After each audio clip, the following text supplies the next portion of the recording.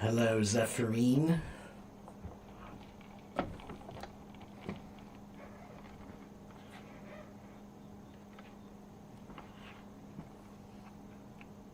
How are you?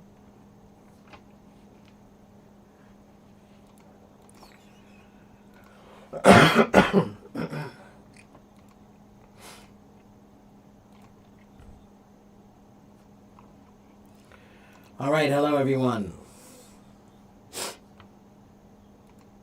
We are here. Let the games begin.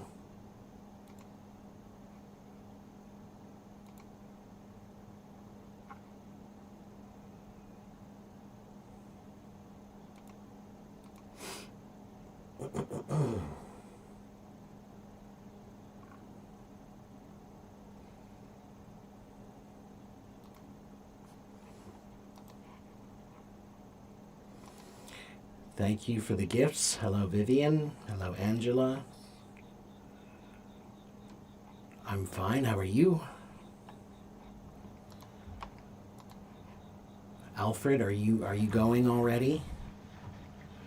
Good night to you if you're leaving.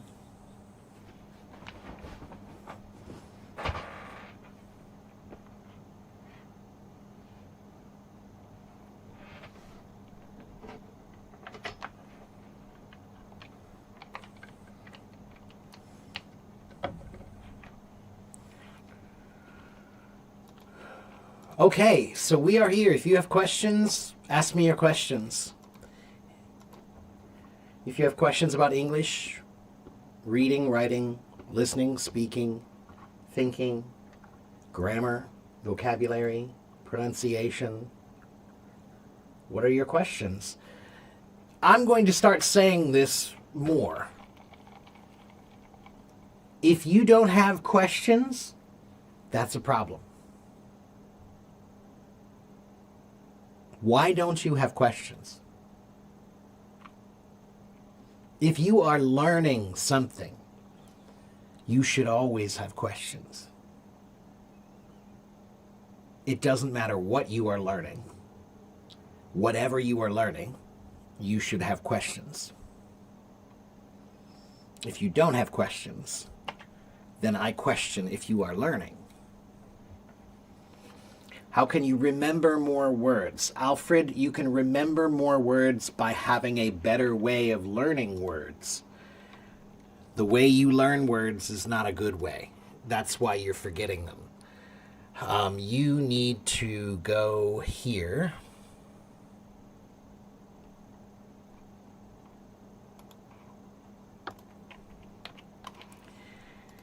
This is an article that I wrote on my blog about how to learn vocabulary words in better ways so that you can remember them. You need a system. Okay? You need a system.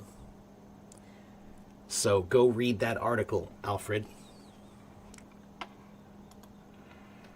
Vivian has a question. Do you think it's important for adults who don't take exams to learn English grammar? Yes. I still think it's important for you to study it. I just don't think you need to worry about it as much. Vivian, do you have a table in your kitchen?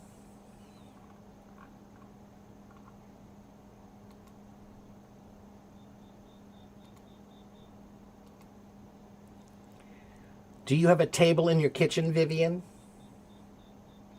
And do you clean it every day?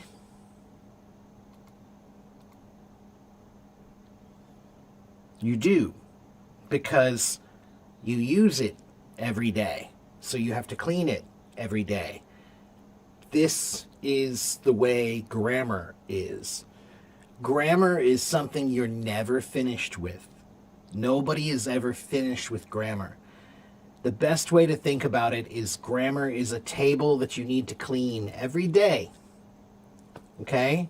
So just work on it a little bit every day. Work on it a little bit, not even every day, just when you can. Right? Pay attention to it a little bit. Don't ignore it. Right? Don't ignore it completely. Pay attention to it. Okay?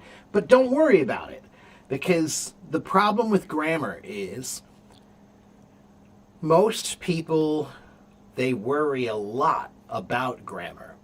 And if you worry, now you have two problems: grammar and worry. Okay? So sometimes worry becomes a problem if you worry too much. Okay? Thank you for the gifts. Thank you, Zoe. But English children don't need... they do need to learn grammar. Vivian, who told you that English children don't learn grammar? We learn grammar. Of course we do. How do you think I learned grammar? We learned it in school. Yeah, we learn it. And if you mean babies, like little kids, they don't speak with perfect grammar. They make mistakes often. And when they make mistakes, we correct them. So Vivian, they have the benefit of living in an environment, in an English environment, where they can hear English all the time. So they should be hearing the correct way to say things all the time.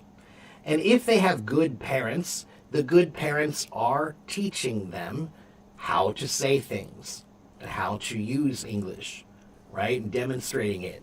And then they will try to say things. And sometimes they will say things incorrectly, right? They'll say, yesterday, Mom, yesterday I go with my friend. And Mom will say, no, yesterday you went with your friend. So that's how. They learn it from their environment and their corrective environment. Okay? Their passive environment of listening and their corrective environment of someone correcting their mistakes when they speak, which is the best way to learn. So what should you learn from that? What should you learn from this? How do kids learn grammar before school? By speaking and making mistakes. So make more mistakes and then you'll be more likely to find them. Okay, but if you never make mistakes, you'll never find them. Okay, next question. You're in a university preparatory class in Turkey, and they made us buy Macmillan education books. What do you think about this publication? I don't know which one you're using, but Macmillan is a very famous and reputable company that makes quality educational materials. They're very famous. I'm sure I have at least a few Macmillan books somewhere. Different room today. Same room. I just did a complete and total rearrangement of everything. I cleaned and rearranged my entire studio.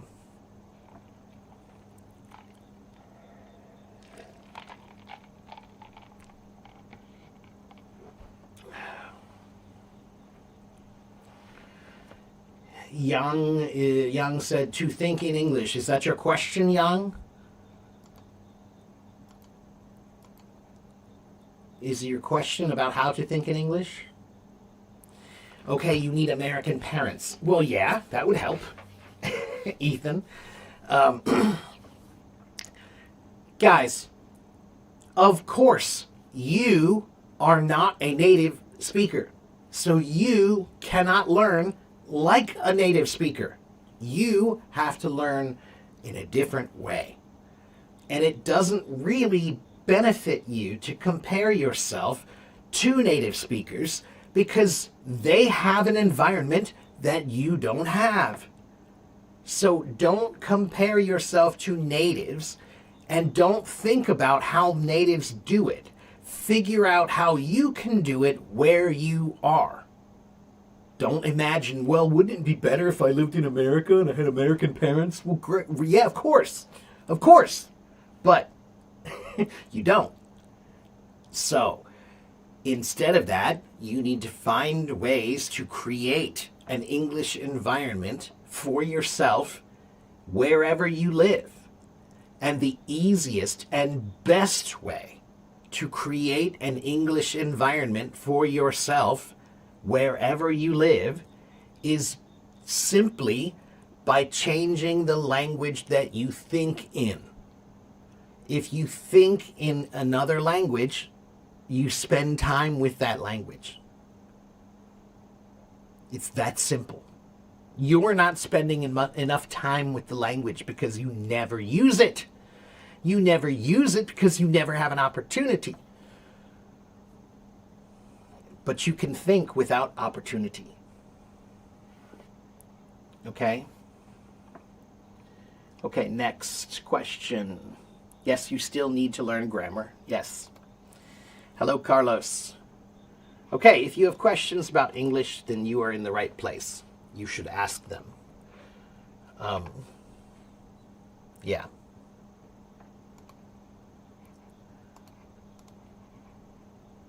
And I'll tell you what, since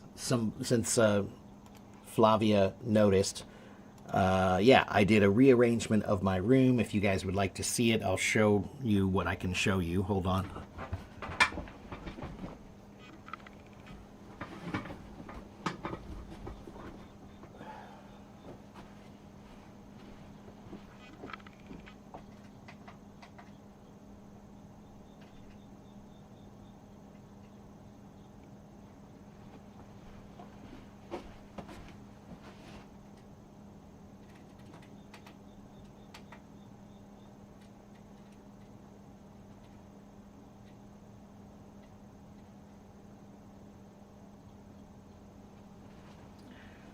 All right, so yeah,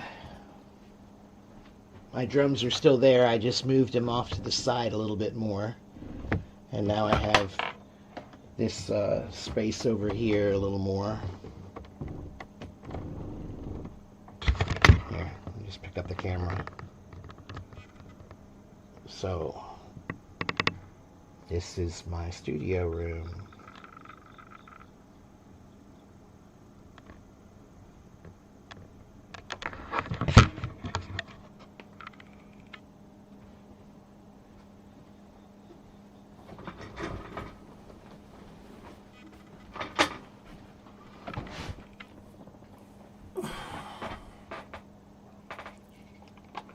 Okay, let's see.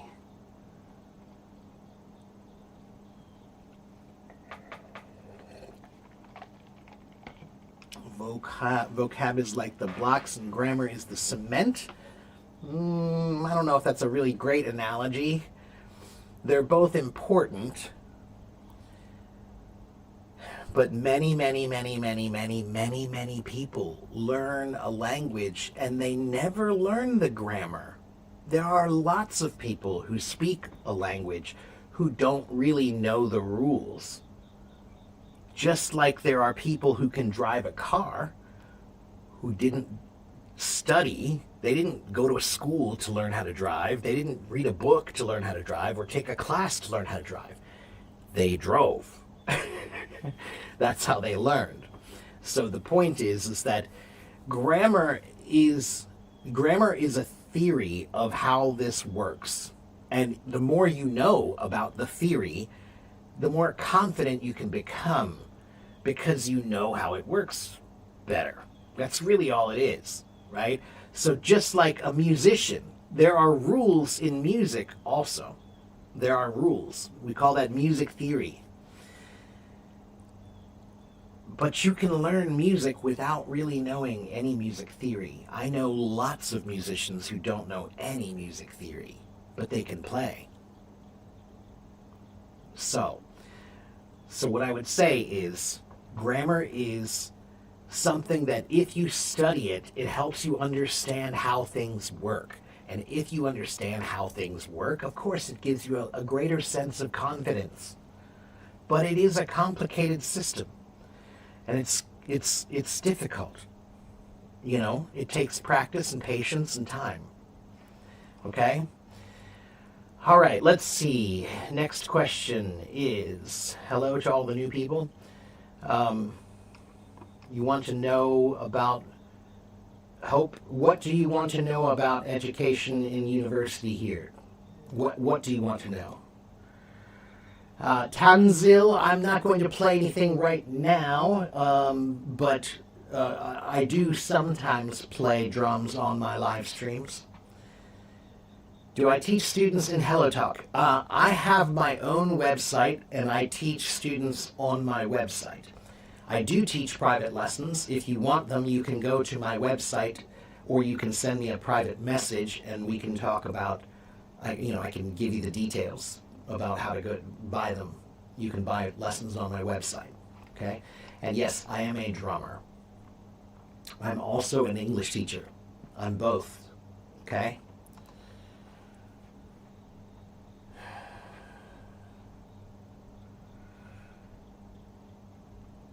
Grammar is important, but it's also not important, okay? Sometimes grammar is very important. If you're taking a test like the IELTS test or the TOEFL test, then grammar is important. If you are studying in school, then grammar is important. If you use English in your job, maybe English might be very important, so grammar might be very important, right?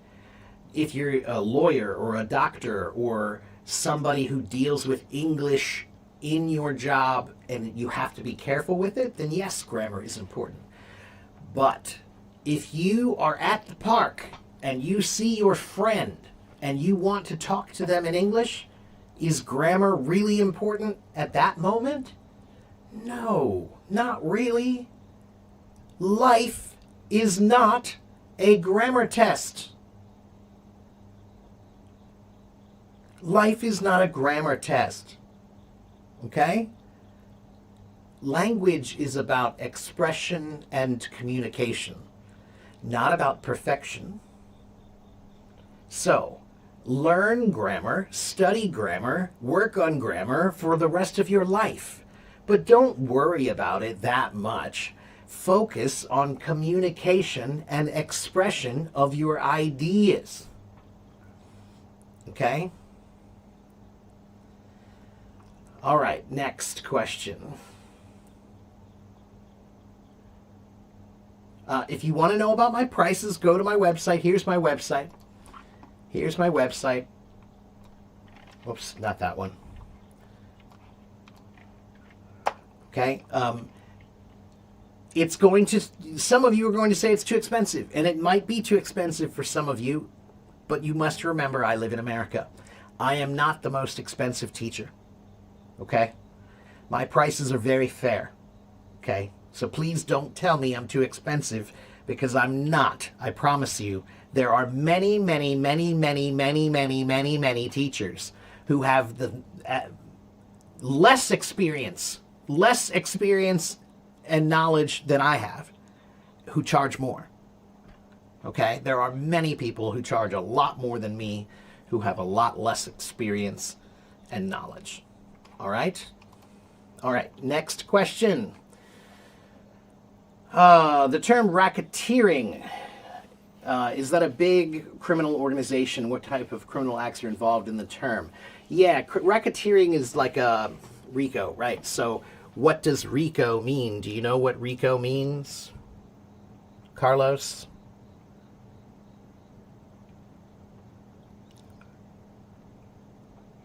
It means Racketeering, Influenced, and Corrupt Organizations Act.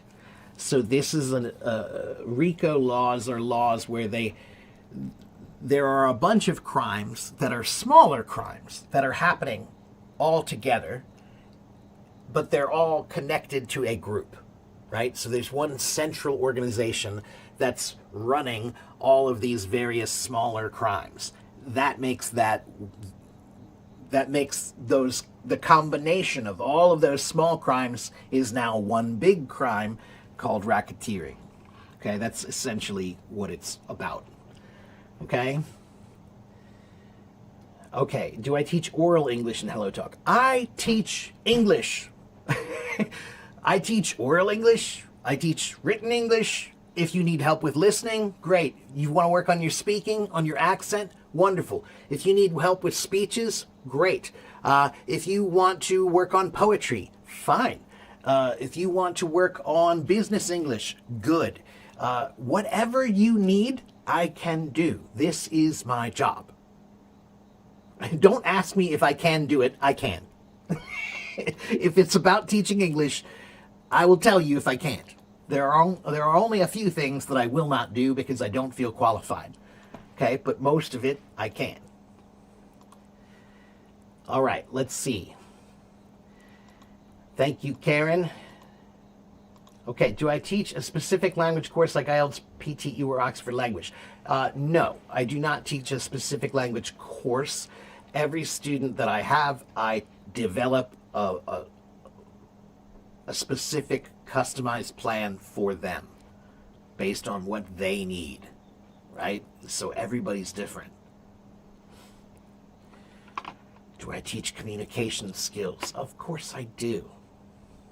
Yeah. Of course I do. Okay. If you are new, please let me introduce myself for a moment. You don't know me, but my name is Teacher Mark. I have been on Hello Talk for about 12 years. Yeah, 12 years I've been here. I have about 83,000 students. No, sorry, 83,000 followers. Wow, my brain is not working today.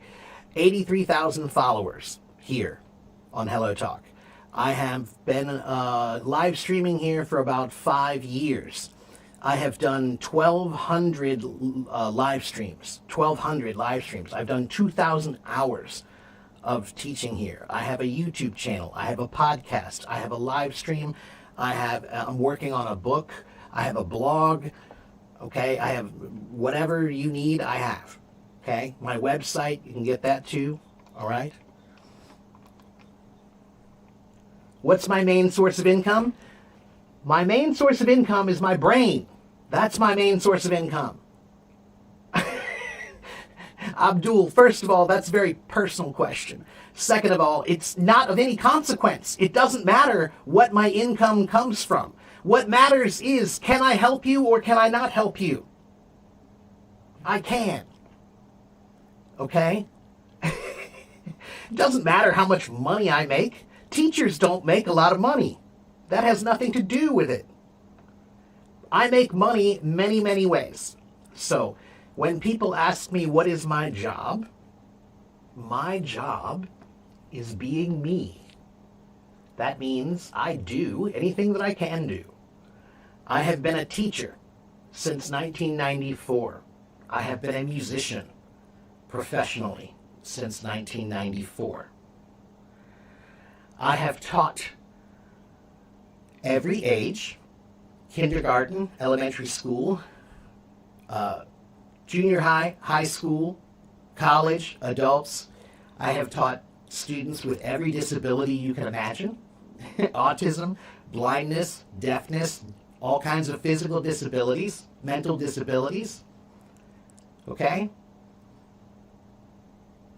Yeah. So,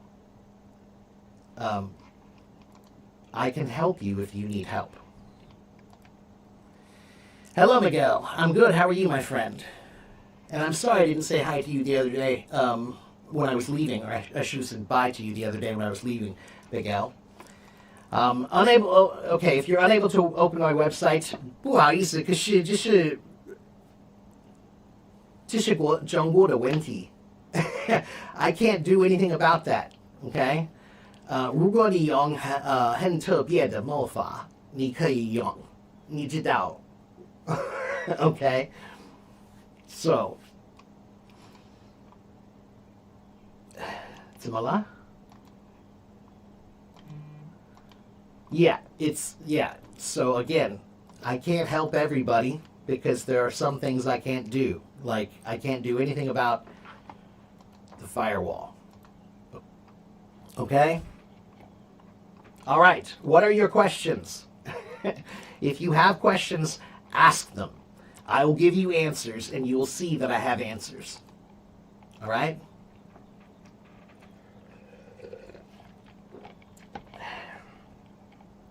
Some of you may think this looks like confidence. It's not. It's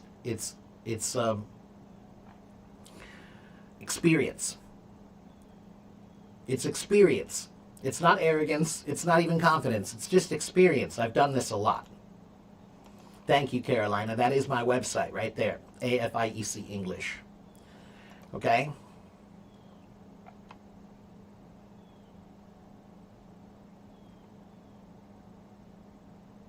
All right, let's see. Hope said, I want to know generally because my younger sister wants to go to a university in Japan, so I want to know the knowledge of other countries' educational systems.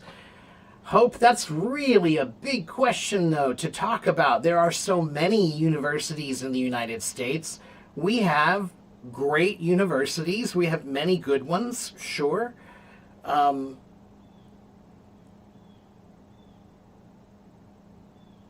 I really do believe that being a good student is not about where you go to school. It's about how you act where you go to school. So you don't have to go to Harvard to get the best education. There are many people who go to Harvard who don't get a good education. Why? Is it Harvard's fault? Not particularly. It's their fault. They didn't do enough. They didn't make it count. They didn't try hard enough. But if you go to a regular, normal, common, everyday university, there are many of them, and you can try really hard there and do really well. Okay? So I think it's less about where you go and more about how you act where you go. Next question. Are Indian people considered to be English native speakers? I think the answer to that would be yes and no. Historically, no. English was brought to them through colonialism, right? But they've had it for a long time. That means that there are some, I'm sure, who their parents speak English, they spoke English, their family speaks English, they were raised with English, so maybe they aren't considered native. Okay, but again, I'm an American. Why ask me? Why not ask a native Indian person? Okay. You could open my website with no problem. Okay, good, Carolina. Good, I'm glad. Serena Moon, that's a pretty name. My worst problem is that I can understand whenever people talk, but I don't know why I can't reply in a good way. Serena Moon, the reason why you can't reply is because you never practice. And you never practice because there are no people who speak English around you. But you need to practice in your mind. You need to practice English every day by thinking in English every day. If you never think in English, then it's kind of like you have a skill. You can speak English, but your English is in a box. You put it in a box, and now you put it in the closet, and you shut the door. So now your skill, your English is in the closet, and you never use it. So it's getting dusty. It's got dust on it, right? So it's not ready when you need it. It's never ready because you put it away all the time. You need to get your English out of the box and play with it in your mind like a toy. Consider English is a toy. How often do you play with that toy? If you don't play with that toy very often, then you are not really interested. Okay? You need to play with English more often in your mind. Okay? That's the secret. I live in the United States, but I can practice Chinese anytime I want just by thinking about my daily life in Chinese. Okay? All right, let's see. Carlos says, how about the words with accents in English like fiancé? Those are French words. That particular one is a French word. There are many, many words from French. 30%, at least 30% of English words derive from French. Café, restaurant, fiancé, ennui. These are all French words. English does adopt pronunciation of many words, right? Just like Carlos, we also say jalapeno, right? Now, there are many Americans who don't really know the proper way to say the word. They'll say jalapena or jalapeno, but they don't know the N with the, what's the accent called over it, the nya sound, that jalapeno, right? Jalapeno, right? So, again, that's a Spanish pronunciation, but we adopt it, right? When we say Spanish names, Juan, right? We say the J the Spanish way, right? So yeah, we that's part of what makes English interesting. How was my weekend? Did I celebrate my birthday with my family? Carolina, I didn't end up doing too much really. I was supposed to go out with my friends and I didn't. It was kind of I don't know. I spent a lot of time cleaning and rearranging all my room, and I felt good about that because sometimes you need to do that to make yourself feel better, productive. And I made myself a really great steak. I made myself some really yummy pesto, some pesto pasta and pesto sandwiches. It was eventful enough. I'm still going to have lunch with a friend of mine sometime this week. But yeah, I didn't do too much for my birthday, really. You're welcome, Hope. You don't play with the toy at all, Diego? Well, you better start. Do I like modern art or traditional art? I like both for different reasons. Prada, I like art. So what that means is art is something that makes you feel something. It makes you feel something, right? So, for example, jazz music. I like jazz music. Does that mean I like all jazz music? No, there are many jazz musicians that I'm not particularly fond of, that I don't really like, but many that I really like. Modern art is the same. There are many who I really like in modern art, but there are many who I don't like in modern art. There are many in traditional art who I really like. There are many in traditional art who I don't like. Okay, so the point is more that it's individual. It's about, does it make me feel something? Does it make me think? Does it make me think? You know? I like art. Thank you, Maria. How are you? And hello, Mervat. Nice to see you here.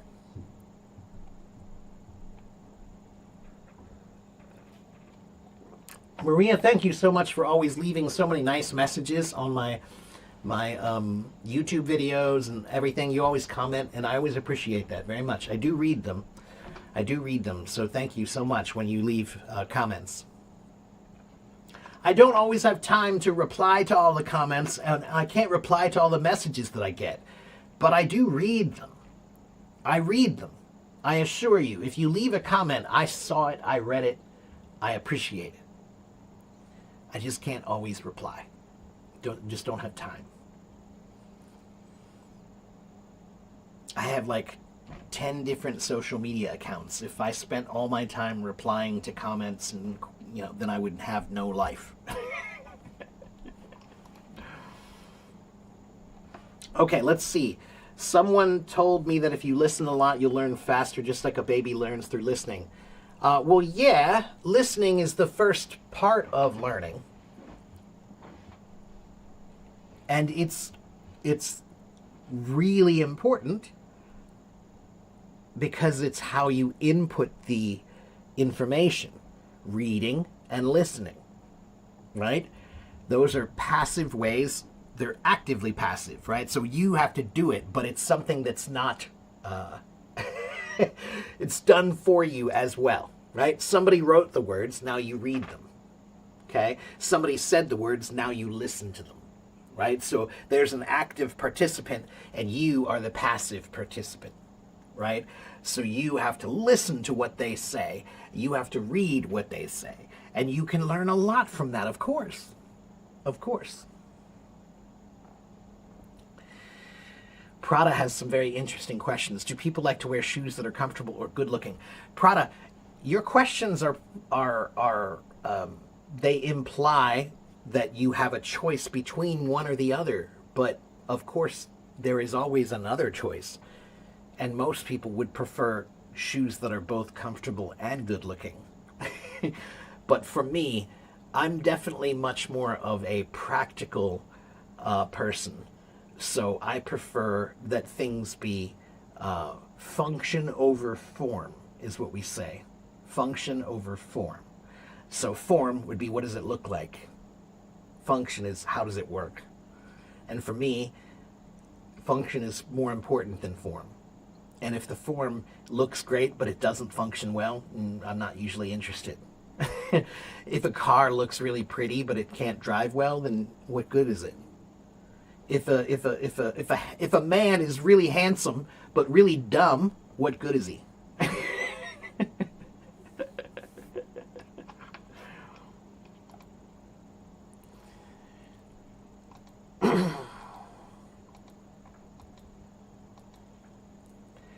So do I think it's right? I think that you should listen a lot, yes, but I think you should. There are 8 different areas of language, Karma. There are 8, and you have to try to think about a plan for all of those to learn English. So what are those 8? Reading, writing, listening, speaking, thinking. Those are the 5 active parts of language. Then we have grammar, vocabulary, and pronunciation. Those are the 3 passive parts of language. You need to work on all 8 of those things. Okay? Why did I learn Chinese? Well, mostly because of necessity. That I chose to move to Taiwan and I lived there, so I had to learn. Well, there are many people who don't learn the language, but I think that's really ridiculous when you move to another country and you don't learn any of the language. That's ridiculous. That's shameful. It's embarrassing. If you move to another country, you need to learn the language. It's ridiculous to not. So I did. Or I am, I should say. Do people in my country send plants as gifts? Sometimes, sure. Sometimes. Occasionally. If people like plants, then yeah, if I know you like plants, then yeah, maybe I'll buy you a plant. You know? I gave, just recently, I gave 2 plants to a friend of mine. The girl who cuts my hair is a friend of mine, and I gave her a couple of plants from my garden. Okay?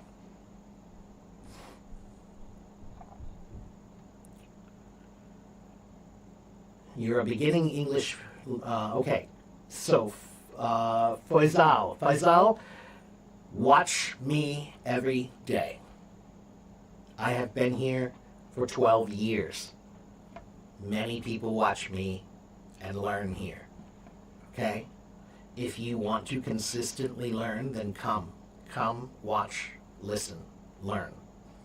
That's my advice. Come, watch, listen, learn. Okay?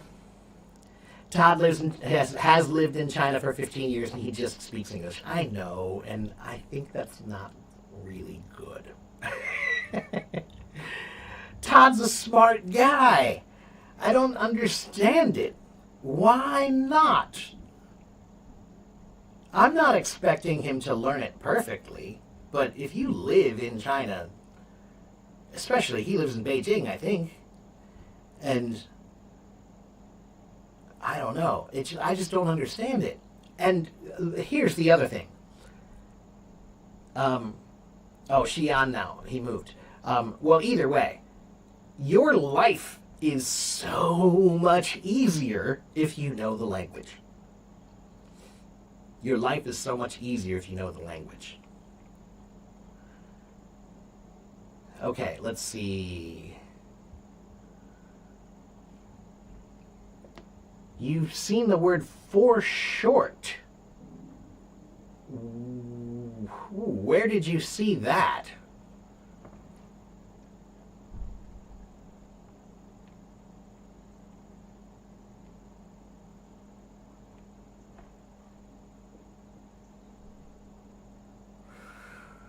So there is an old word. Yeah, okay. I think I know what it is. To foreshorten. But it's not a common word at all. Most people don't know. I mean, most people might guess what it means, but it's not used. It's not used. To foreshorten something, it just means to make something seem shorter by using a contraction of some kind. And what's the etymology? I have to look that up. Let's see what the etymology of foreshort is. It's foreshorten, so it's shorten plus for. For meaning before. So let's see. Yeah, before in time, rank, or position.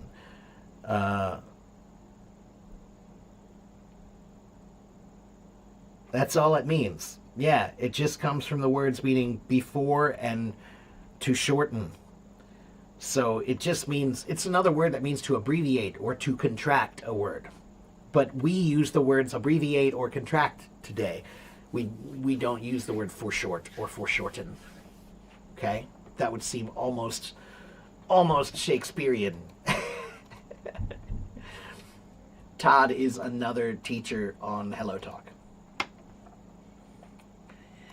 Uki Uki says, "You talk so fast, brother. Uki Uki, you listen too slow." Yes, Todd is an English tutor here on Hello Talk. He, Flavia, he, not it.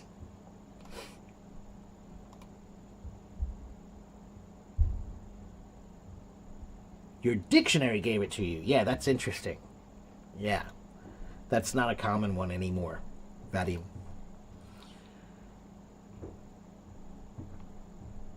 Maybe he didn't want too many people to bother him.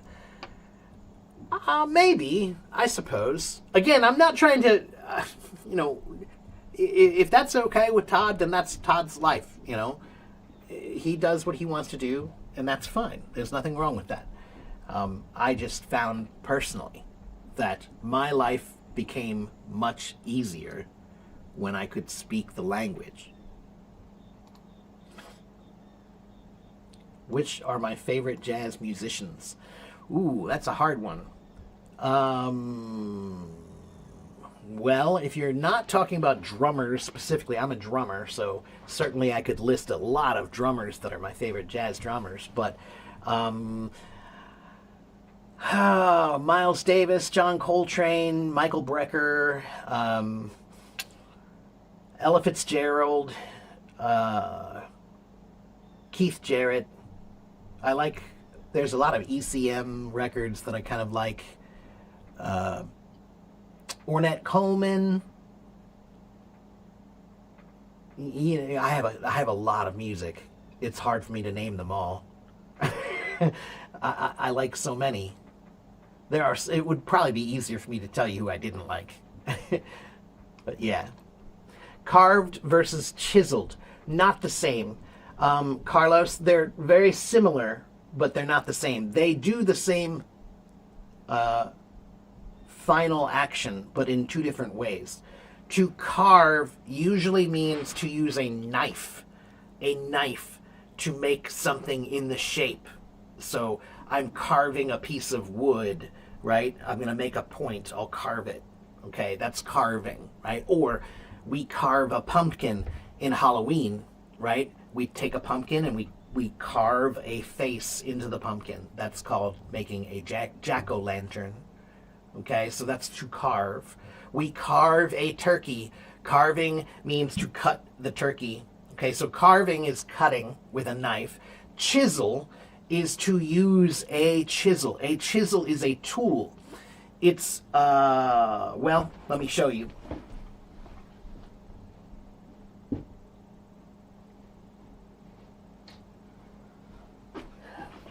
Like this is a screwdriver, right? This is a screwdriver. A chisel looks just like this, but it's bigger. And you use it with a hammer to make sculpture. You chisel. You chisel the things. This is chiseling. Carving is with a knife, right? Okay. Yeah, like forewing, meaning the front. It could be the front or before, right? In front of or before.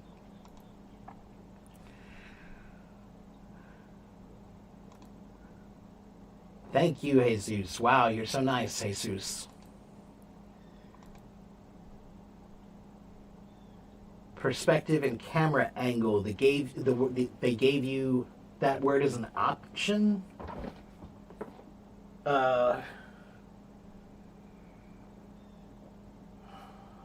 No, that's bizarre. I think that's wrong. That's a strange translation, I think. Yeah, Vadim. Yeah.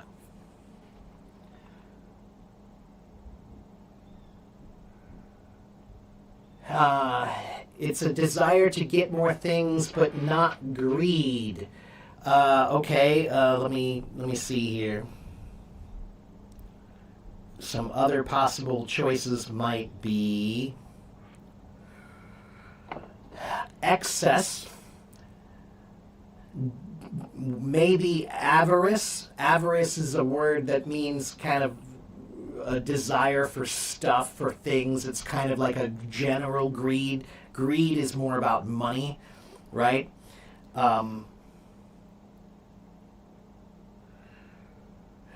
Avarice is an insatiable greed for riches, but just wealth in general. It's similar. It's very similar to greed. Another one might be, wait a minute.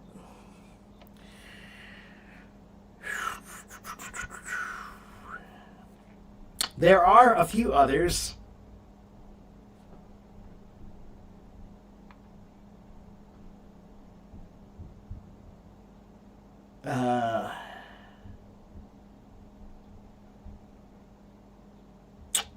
But not a perfect one.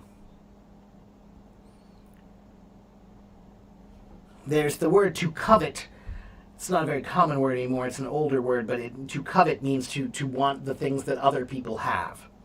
So covetousness is a word that means to covet a lot. But it depends on your situation of what you're talking about coveting, or what you want, which kind of thing you want. We have different words for it. Maybe you can describe it more and I can tell you which word would work best. Foreshortened, meaning to show something shorter in perspective. That's what I said, right? It's got a, or maybe I didn't say it. There is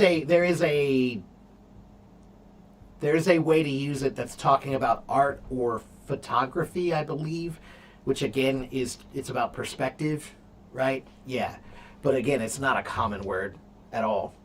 That means that's a word that's used in the art industry, and it's a word that was used a long time ago in more general terms, but we don't use it very much anymore.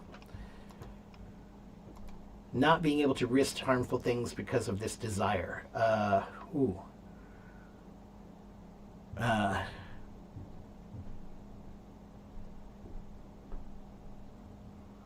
I can't think of it right now, Prada. I'm sure I know a word that means that, but I can't think of it right now. I'm sorry. Which accent is easier, British or American? That's personal. That's totally personal.